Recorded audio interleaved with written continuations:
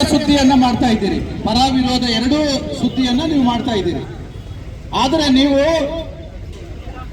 ಈ ದೇಶದ ಪ್ರಜಾಪ್ರಭುತ್ವ ವ್ಯವಸ್ಥೆಯಲ್ಲಿ ಸಂವಿಧಾನದ 4ನೇ ಅಂಗ ನೀವು, ದಯವಿಟ್ಟು ನೀವು 4ನೇ ಅಂಗ, ಈ ದೇಶದ ಸಮಸ್ತ ನಾಗರಿಕರ ಹಿತವನ್ನ, ಅವರಿಗೆ ತೊಂದರೆ ಆದಾಗ ನೀವು ಅವರ ಪರವಾಗಿ ನಿಂತು ಸುದ್ದಿಯನ್ನ ಮಾಡಿ ಸರ್ಕಾರಗಳನ್ನ ತರಾಟೆಗೆ ತೆಗೆದುಕೊಳ್ತಕ್ಕಂಥ ಕೆಲಸ ನಿಮ್ಮಿಂದ ಆಗಬೇಕಾಗಿದೆ. ಹಾಗಾಗಿ ನೀವು ದಯವಿಟ್ಟು ಈ ವಿಚಾರದಲ್ಲಿ ಪಾರದರ್ಶಕ ಮತ್ತು ಪ್ರಾಮಾಣಿಕ ಸುದ್ದಿಯನ್ನ ಪರಿಗಣನೆಗೆ ತಗೊಳ್ಬೇಕಿನ್ನು ಮುಂದಿನ ದಿನಗಳಲ್ಲಿ ಅಂತ ಕೇಳ್ತೀವಿ. ಯಾಕಂತಂದ್ರೆ ಇವತ್ತು ಸರ್ಕಾರ ರೈತರನ್ನ ಎಷ್ಟು ವಿಧಗಳಲ್ಲಿ ವಂಚನೆ ಮಾಡಲಿಕ್ಕೆ ಹೊರಟಿದೆ ಅನ್ನೋದನ್ನ ನಾವೀಗ ನಿಮ್ಮ ಮುಂದೆ ಇಡ್ತಾ ಇದ್ದೀವಿ. ನೋಡಿ, 1166 ಜನರಿಗೆ ತಿಳುವಳಿಕೆ ಪತ್ರವನ್ನ ಕೊಡ್ತೀವಿ ಅಂತ ಈ ತಾಲೂಕು ಜಿಲ್ಲಾಡಳಿತ ಪಟ್ಟಿ ಮಾಡಿದೆ.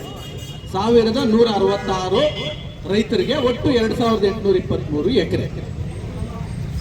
ನೀವು 25ನೇ ತಾರೀಕು ರೈತರ ಅಭಿಪ್ರಾಯ ಸಂಗ್ರಹ ಸಭೆ ಏನ್ ಕರೆದಿದ್ರಿ, ಅಲ್ಲಿ ನೀವೇ ನಿಮ್ಮ ಮಾತನ್ನ ಬದಲಾವಣೆ ಮಾಡಿದ್ದೀರಿ. 1166 ಬದಲಿಗೆ 1080 ಅರ್ಜಿ ಅಂತ ಹೇಳ್ತೀರಿ.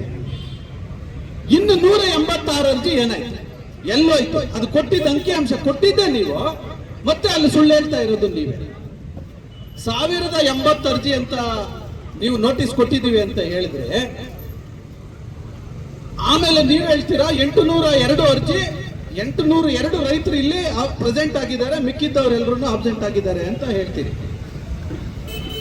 ಅದೇ ಸಭೆಯಲ್ಲಿ ನಮ್ಮ ಸನ್ಮಾನ್ಯ ಸಚಿವರು, ನಮ್ಮ ರೈತ ಸಂಘದ ಪದಾಧಿಕಾರಿಗಳು ನಾವೆಲ್ಲ ಪ್ರಶ್ನೆ ಮಾಡಿದಾಗ, ಸರ್ ಈಗ PICL ಕಂಪನಿಗೆ 521 ಎಕರೆ ಈಗಾಗಲೇ ಪರಭಾರೆ ಆಗ್ಬಿಟ್ಟಿದೆ, ಇನ್ನ 500 ಅಂದಾಜು 500 ಎಕರೆ PICLಗೆ ಅಗ್ರಿಮೆಂಟ್ ಆಗಿದೆ, GP ಆಗಿದೆ, ಇನ್ನೊಂದು ಮತ್ತೊಂದೆಲ್ಲ ಆಗಿದೆ. ಅವ್ರಿಗೂ ನೀವು ನೋಟಿಸ್ ಕೊಟ್ಟಿದ್ದೀರಾ, ಅವರಿಗೆ ನೀವು ಪರಿಹಾರದ ಹಣವನ್ನ ಕೊಡ್ತೀರಾ ಅಂತ ಕೇಳಿದ್ವಿ. ನೋಡಿ, ಖಂಡಿತವಾಗಿ ತುಂಡವಾಗಿ ಹೇಳಿದ್ರು ಯಾರೋ ಮಿನಿಸ್ಟ್ರು, ಅವ್ರಿಗೆ ಯಾವುದೇ ಕಾರಣಕ್ಕೆ ₹1 ಕೊಡೋದಿಲ್ಲ ಅಂತ ಹೇಳಿದ್ರು. ನಮ್ಮ ಗೌಡ್ರು ಅಲ್ಲೇ ಪ್ರಶ್ನೆ ಮಾಡಿದ್ರು, ಮತ್ತೆ ನೋಟಿಸ್ ಏನಕ್ಕೆ ಕೊಟ್ಟಿದ್ದೀರಿ? ಅವ್ರಿಗೆ ₹1 ದುಡ್ಡು ಹೋಗಲ್ಲ ಅಂತಂದ್ರೆ, ಕೊಡೋದಿಲ್ಲ ಅಂತಂದ್ರೆ KIDB ಪರಿಹಾರದ ರೂಪದಲ್ಲಿ ನೀವ್ಯಾಕೆ ಅವ್ರಿಗೆ ನೋಟಿಸ್ ಕೊಟ್ಟಿದ್ದೀರಿ ಅಂತ ಕೇಳಿದ್ರು. ಉತ್ತರ ಇಲ್ಲ. ನೀವು ಮಾಧ್ಯಮ ಮಿತ್ರರ ಮುಂದೆನೇ ಉತ್ತರ ಇಲ್ಲ ಅಂದ್ರೆ ನಮ್ದು ಇಲ್ಲೊಂದು ಪ್ರಶ್ನೆ, ರೈತರಿಗೆ ಪರಿಹಾರ ಕೊಡ್ಲಿಲ್ಲ ಅಂತಂದ್ರೆ ಅವರನ್ನ ಆ ಸಭೆಗೆ ಏನಕ್ಕೆ ಕರೆದಿರಿ ನೀವು? ಅಂದ್ರೆ ನೀವು ಒಂದು ತಂತ್ರ ಏನ್ ಮಾಡಿದ್ರು ಅಂತಂದ್ರೆ, PICLಗೆ ಯಾರ್ಯಾರು ಹೋಗ್ಬಿಟ್ಟಿದಾರೋ ಅವ್ರಿಗೆಲ್ಲ ನೋಟಿಸ್ ಕೊಟ್ಟು, ನೀವು ಯಾರನ್ನ ಇವತ್ತು ಮುಂದೆ ಬಿಟ್ಟಿದ್ದೀರೋ KIDB ಪರವಾಗಿ ಹೋರಾಟ ಮಾಡ್ರಿ ಅಂತ ಹೇಳ್ಬಿಟ್ಟು ಅವ್ರ ಕೈಯಲ್ಲಿ ಕ್ಯಾನ್ವಾಸ್ ಮಾಡಿಸಿದ್ರಿ. ಕ್ಯಾನ್ವಾಸ್ ಮಾಡಿಸಿ ಅವ್ರನ್ನೆಲ್ಲ ಕೊಡ್ತೀವಿ ಅಂತ ಹೇಳೋ ತರ, ಅಭಿಪ್ರಾಯ ಕೊಡೋ ತರ ಛೂ ಬಿಟ್ರಿ. ಅವರೆಲ್ಲ ಬಂದು ಕೊಟ್ರು, ಅವ್ರಿಗೆ ₹1 ದುಡ್ಡಿಲ್ಲ. ನಿಮ್ ಮೆಜಾರಿಟಿ ರೈಸ್ ಮಾಡ್ಕೊಳ್ಳೋದಕ್ಕೆ ಒಂದು ತಂತ್ರ ಮಾಡಿದ್ರಿ. ಇನ್ನೊಂದು ತಂತ್ರ ಏನ್ ಮಾಡಿದ್ದಾರೆ ಗೊತ್ತಾ? ಈ ಭೂ ಸ್ವಾಧೀನ ಪ್ರಕ್ರಿಯೆ ಪರವಾಗಿ ಹೋರಾಟ ಮಾಡ್ತಾ ಇರ್ತಕ್ಕಂಥ ಒಂದು ಗುಂಪು ಒಂದು ಪಟ್ಟಿ ಮಾಡಿಕೊಂಡು ಅದರಲ್ಲಿ ರೈತರ ಫೋನ್ ನಂಬರು, ಅರ್ಜಿಗಳಲ್ಲೆಲ್ಲ ಸೈನ್ ಹಾಕ್ಸ್ಕೊಂಡು ಹೋಗಿ 800 ಚಿಲ್ಲರೆನಾ 800 ಚಿಲ್ಲರೆ ಅರ್ಜಿನ KIDB ಅಲ್ಲಿ ಕೊಟ್ಬಿಟ್ರು. ಏನಂತ, ಇಷ್ಟು ಜನ ಕೊಡೋದಕ್ಕೆ ಒಪ್ಪಿಗೆ ಇದೆ ನೋಡಿ, ನೀವು ಮಾಡಿ ಇದನ್ನ, ಎಲ್ಲ ರೈತರು ಒಪ್ಪಿಗೆ ಇದೆ, ಎಲ್ಲ ಯಾರೋ 100 ಜನ ಕೊಡಲ್ಲ ಅಂತ ಇರೋದು ಅಂತಕ್ಕಂಥ ಒಂದು ತಂತ್ರಗಾರಿಕೆಯನ್ನ ಮಾಡಿದ್ರು. ನಾವು ನಮ್ಮವರೆಲ್ಲ ಹೋದ್ರು ಅಲ್ಲಿಗೆ, ಅಧಿಕಾರಿಗಳ ಮುಂದೆ ಕುತ್ಕೊಂಡು ಪ್ರಶ್ನೆ ಮಾಡಿದ್ರು, ಹೆಂಗ್ರಿ ಯಾವ ಆಧಾರದ ಮೇಲೆ ತೆಗೀರಿ ಆ ಪಟ್ಟಿನ ಅಂತ. ತೆಗೆದಾಗ ಇವ್ರಿಗೆ ಅನುಮಾನ ಬಂದಿರ್ತಾಗ ಇವ್ರಿಗೆ ಫೋನ್ ಮಾಡ್ರಿ ಅಂತ ಫೋನ್ ಮಾಡಿಸಿದ್ರು. ಫೋನ್ ಮಾಡಿದಾಗ ಈ ರೈತರು ನಾವು ಸೈನೇ ಹಾಕಿಲ್ಲ, ನಮ್ಗೆ ಯಾವ ಇದ್ರೆ ನಾವು ಕೊಟ್ಟೇ ಇಲ್ಲ ಅಂತ ಹೇಳಿದ್ರು. 2ನೇ ತಂತ್ರ ನಿಮ್ದು ಫೇಲ್ಯೂರ್ ಆಯ್ತು. 3ನೇ ತಂತ್ರ ಏನ್ ಮಾಡಿದ್ರಿ ನೀವು? ಈ ಎಣಿಕೆ ಮಾಡುವಂತ ಸಂದರ್ಭದಲ್ಲಿ ಅಧಿಕಾರಿಗಳನ್ನ ದುರುಪಯೋಗ ಮಾಡ್ಕೊಂಡ್ರಿ. ನೀವು ಅಧಿಕಾರಿಗಳನ್ನ ದುರ್ಬಳಕೆ ಮಾಡ್ಕೊಂಡ್ರಿ. ಇವತ್ತು ತಾವೆಲ್ಲ ಮಾಧ್ಯಮ ಮಿತ್ರರು ಗಮನಿಸಿದ್ದೀರಿ, ಒಂದು ಚುನಾವಣೆ ನಡೆದಾಗ ಪಾರದರ್ಶಕವಾಗಿ ಅಭ್ಯರ್ಥಿಗಳನ್ನ ಅಥವಾ ಅವರ ಏಜೆಂಟ್ಗಳನ್ನ ಮುಂದೆ ಕುಳಿಸ್ಕೊಂಡು ಎಣಿಕೆ ಮಾಡ್ತಕ್ಕಂಥದ್ದು ರೂಢಿ. ಈ ಒಂದು ಕಾನೂನು, ಈ ನೆಲದ ಕಾನೂನು ಅದು. ಆದ್ರೆ ನೀವು ಅವತ್ತೇನ್ ಮಾಡಿದ್ರೆ, ಅಧಿಕಾರಿಗಳನ್ನ ಯಾವುದೋ ಒಂದು ರೂಮಲ್ಲಿ ಕಳಿಸ್ಬಿಟ್ರೆ ಅವ್ರೇನೋ ಒಂದು ಚೀಟಿಯಲ್ಲಿ ಬರ್ಕೊಂಡ್ಬಂದು ಇಲ್ಲಿ ಹೇಳ್ಬಿಟ್ರು. ಏನಂತ ಹೇಳಿದ್ರು ಅಂದ್ರೆ, 33% ಕೊಡೋರಿದ್ದಾರೆ, 40 ಪಾಯಿಂಟ್ ಸಮಥಿಂಗ್ ಕೊಡದೇ ಇರೋರಿದ್ದಾರೆ, ಇನ್ನು 27% ಅಬ್ಸೆಂಟ್ ಆಗ್ಬಿಟ್ಟಿದ್ದಾರೆ ಅಂತ ಹೇಳಿದ್ರು. ರೀ ಸ್ವಾಮಿ, ಯಾರ ಕಣ್ಣಿಗೆ ಮಣ್ಣೆರ್ಚಾಗಿ ನೀವು ಪ್ರಯತ್ನ ಮಾಡ್ತಾ ಇದ್ದೀರಿ? ಇವರ ತಹಶೀಲ್ದಾರ್ ಅವಧಿ ಮುಗಿದು 4-5 ತಿಂಗಳಾಗಿದೆ. ಏನಕ್ಕೆ ಇವ್ರನ್ನ ಇಲ್ಲೇ ಇಟ್ಕೊಂಡಿದ್ದೀರಿ ಅಂತ ನಮಗ್ ಗೊತ್ತಿದೆ.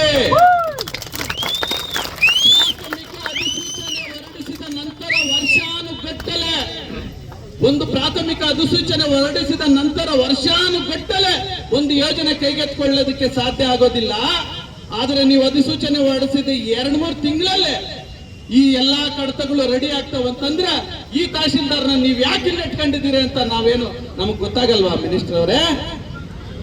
ನಾವೇನಷ್ಟು ಮುಟ್ಟಾಳ್ರಲ್ಲ. ಕೂಡಲೇ ಈ ರೈತ ವಿರೋಧಿ ತಹಶೀಲ್ದಾರನ್ನ ನೀವು ಈ ಕೂಡಲೇ ವರ್ಗಾವಣೆ ಮಾಡಬೇಕು. ಇಲ್ಲ ಅಂತಂದ್ರೆ ನಮ್ಮ ಹೋರಾಟ ಯಾವ ಹಂತಕ್ಕೆ ಹೋಗ್ತದೆ ಅಂತಂದ್ರೆ ಅದನ್ನ ವರ್ಣಿಸಕ್ಕಾಗೋದಿಲ್ಲ. ಯಾಕಂದ್ರೆ 2019ರಲ್ಲಿ ಇದೇ ಕೇಂದ್ರ ಸರ್ಕಾರಕ್ಕೆ ಸೆಡ್ ಹೊಡೆದು ದೆಹಲಿಯ ಗಡಿಗಳಲ್ಲಿ ಲಕ್ಷಾಂತರ ರೈತರು 750 ದಿನ ಅಂದ್ರೆ ಹೆಚ್ಚು ಕಮ್ಮಿ 2.5 ವರ್ಷ ನಾವು ಹೋರಾಟ ಮಾಡಿದಾಗ ಇದೇ ಕೇಂದ್ರ ಸರ್ಕಾರ ನಮ್ಮ ಮೇಲೆ ರೈತರ ಮೇಲೆ ಏನೇನೆಲ್ಲ ಪ್ರಯೋಗ ಮಾಡ್ತೋ ಆವಾಗ ಜಗ್ಲಿಲ್ಲ ಬಗ್ಲಿಲ್ಲ.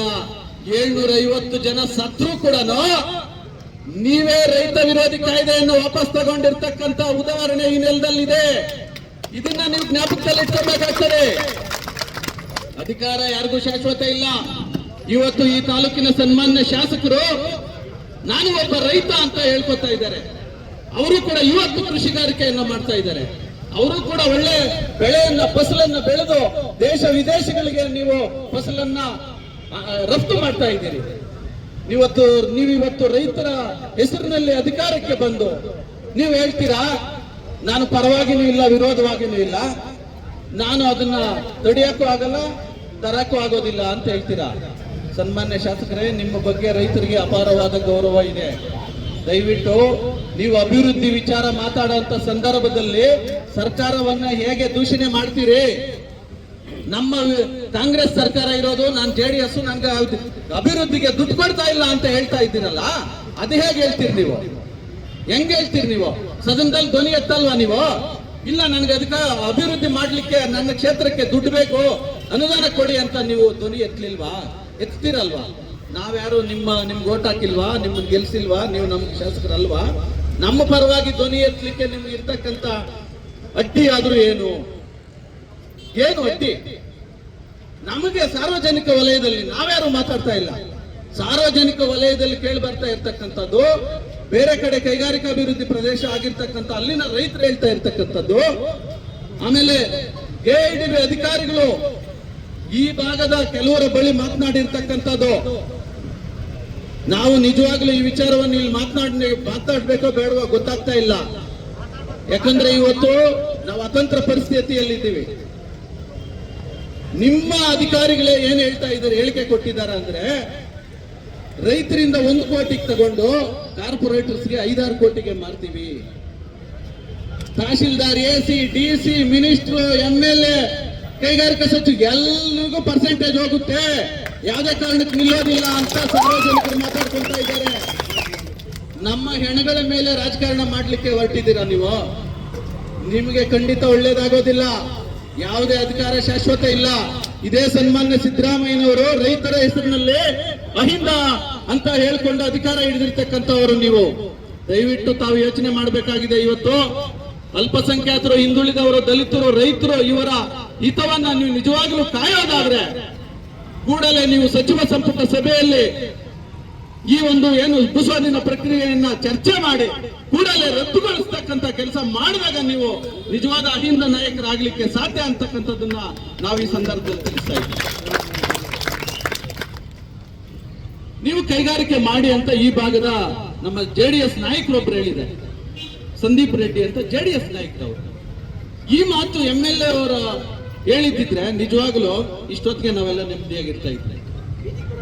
ಶಾಸಕರು ಒಂದು ಮಾತು ಹೇಳಿದ್ರೆ ಅವರು ನಮ್ಮ ಜೊತೆ ನಿಂತ್ಕೊಂಡ್ರೆ, ಇವತ್ತು ನೆಲಮಂಗಲ ಶ್ರೀನಿವಾಸ್ ಅವ್ರು ನೋಡಿ, ಅಲ್ಲ ನಾನು ನೆಲಮಂಗಲ ಶ್ರೀನಿವಾಸ್ ಅವರು ಅಲ್ಲಿ ಏರ್ಪೋರ್ಟ್ ಮಾಡಕ್ ಹೋಗ್ತೀವಿ ಅಂತಂದ್ರೆ ನಾನು ರಾಜೀನಾಮೆ ಕೊಡ್ಲಿಕ್ಕೆ ಕೂಡ ಸಿದ್ಧ ಇದ್ದೀನಿ, 1 ಇಂಚ್ ಭೂಮಿಯನ್ನು ಇಲ್ಲಿ ಕೊಡ್ಲಿಕ್ಕೆ ಸಿದ್ಧ ಇಲ್ಲ ಅಂತ ಹೇಳ್ತಾ ಇದ್ದಾರೆ ಅಲ್ಲಿನ MLA.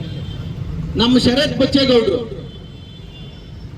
ಎಷ್ಟು ಗಂಡೇನೆ ಆಡಳಿತ ಪಕ್ಷದ ಒಬ್ಬ ಸದಸ್ಯ, ಅವರು ಘಂಟಾಘೋಷವಾಗಿ ಹೇಳ್ತಾರೆ ನೀವು ಅಭಿವೃದ್ಧಿ ಮಾಡ್ಬೇಕಾದ್ರೆ ನೀವೇನು ಬಂದಿಲ್ಲ ಹೊಸಕೋಟೆಯಲ್ಲಿ ಅಭಿವೃದ್ಧಿ ಮಾಡ್ಬೇಕಾಗಿಲ್ಲ, ಹೊಸಕೋಟೆನ ಅಭಿವೃದ್ಧಿ ಆಗ್ತದೆ.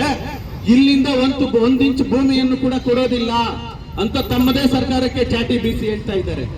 ಇವತ್ತು ನೀವು ವಿರೋಧ ಪಕ್ಷದಲ್ಲಿ ಕುತ್ಕೊಂಡು ರೈತರ ಪರವಾಗಿ ಒಂದೇ ಒಂದು ಧ್ವನಿ ಎತ್ತಿಲ್ಲ ಅಂತಂದ್ರೆ ಈ ತಾಲೂಕಿನ ದಣಿ ನೀವು. ನಾವು ಯಜಮಾನ್ರೇ ನಮಗೆ ಸಹಾಯ ಮಾಡ್ತಾ ಇಲ್ಲ ಅಂತಂದ್ರೆ ನಾವ್ ಎಲ್ಲಿಗೆ ಹೋಗ್ಬೇಕು ಸ್ವಾಮಿ? ನಿಮ್ಮ ಸ್ಥಾನದಲ್ಲಿ ಯಾವುದೇ ಶಾಸಕರು, ಯಾವುದೇ ಪಕ್ಷದ ಶಾಸಕರು ಇದ್ದಿದ್ರು ಕೂಡ ನಾವು ಇದೇ ಪ್ರಶ್ನೆ ಮಾಡ್ತಾ ಇದ್ದೀವಿ. ದಯವಿಟ್ಟು ನೀವು ಇನ್ನು ಮುಂದಾದ್ರೂ ನಮ್ಮ ಜೊತೆಗೆ ನಿಂತ್ಕೊಳ್ಳಿ. ನಮ್ಮ ಮಕ್ಕಳ ಭವಿಷ್ಯಕ್ಕೋಸ್ಕರ, ನಮ್ಮ ಬದುಕುಗಳನ್ನ ಕಟ್ಟಿಕೊಡ್ಲಿಕ್ಕೋಸ್ಕರ ನೀವು ನಮ್ಮ ಜೊತೆಯಲ್ಲಿ ನಿಂತು ನಿಮ್ಮ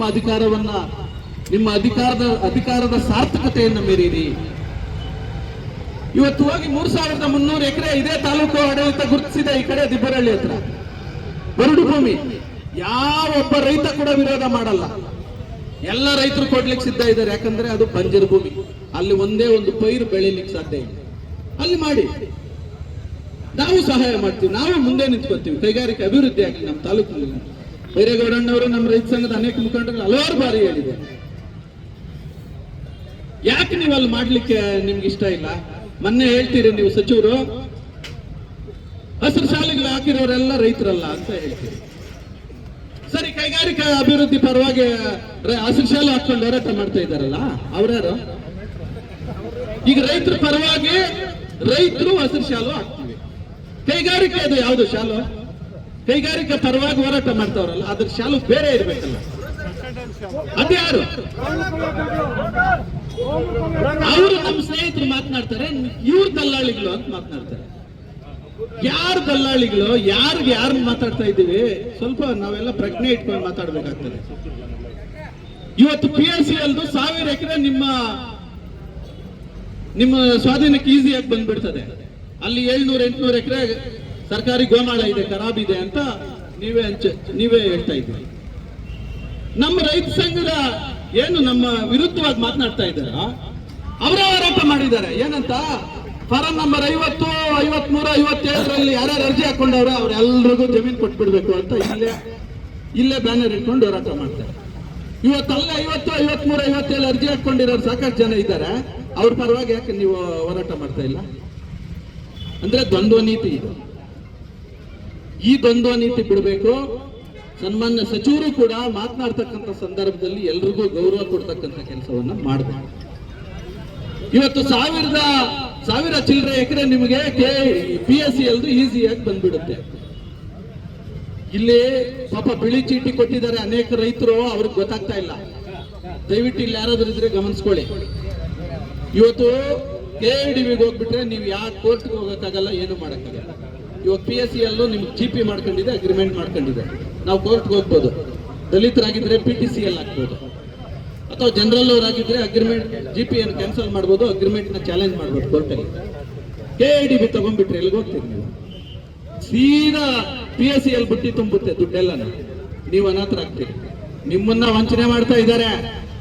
ಆದ್ರೂ ಸಾಕಷ್ಟು ರೈತರು ಅವತ್ತು ಅದೇ ಸಭೆಯಲ್ಲಿ ಅಲ್ಲೇ ಇದೇ ತಹಶೀಲ್ದಾರ್ ಮುಂದೆ ವಿರೋಧವನ್ನ ವ್ಯಕ್ತಪಡಿಸಿದ್ರು.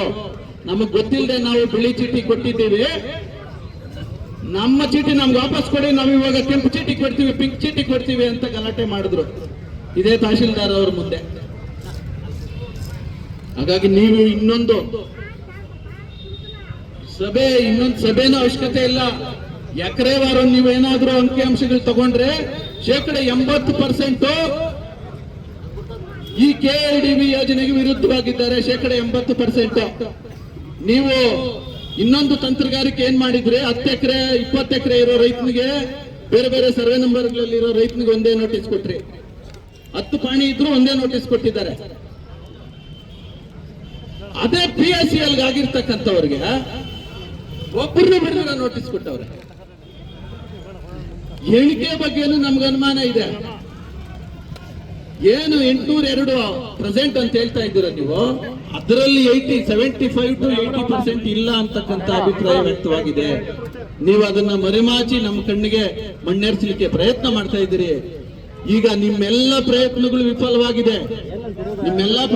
ವಿಫಲವಾಗಿದೆ. ನೀವೇನಾದ್ರೂ ಜನಪರ ಕಾಳಜಿ ಉಳ್ಳತಕ್ಕಂಥವರಾಗಿದ್ರೆ, ರೈತರ ಪರ ಕಾಳಜಿ ಇರ್ತಕ್ಕಂಥ ಅವರಾಗಿದ್ರೆ ಆಗಿರ್ತಕ್ಕಂಥ ತಪ್ಪುಗಳನ್ನೆಲ್ಲ ನೀವು ಸರಿಪಡಿಸ್ಕೊಂಡು ಪಶ್ಚಾತ್ತಾಪ ಪಟ್ಟು ಕೂಡಲೇ ನೀವು ಸರ್ಕಾರದ ಬಳಿ ಚರ್ಚೆ ಮಾಡಿ ಈ ಏನ್ ಭೂಸ್ವಾಧೀನ ಪ್ರಕ್ರಿಯೆ ಏನಿದೆ ಇದನ್ನ ರದ್ದುಪಡಿಸಲಿಕ್ಕೆ ಕ್ರಮ ಕೈಗೊಳ್ಳಬೇಕು ಅಂತ ಈ ಸಂದರ್ಭದಲ್ಲಿ ನಾವು ಮನವಿ ಮಾಡ್ತೇವೆ.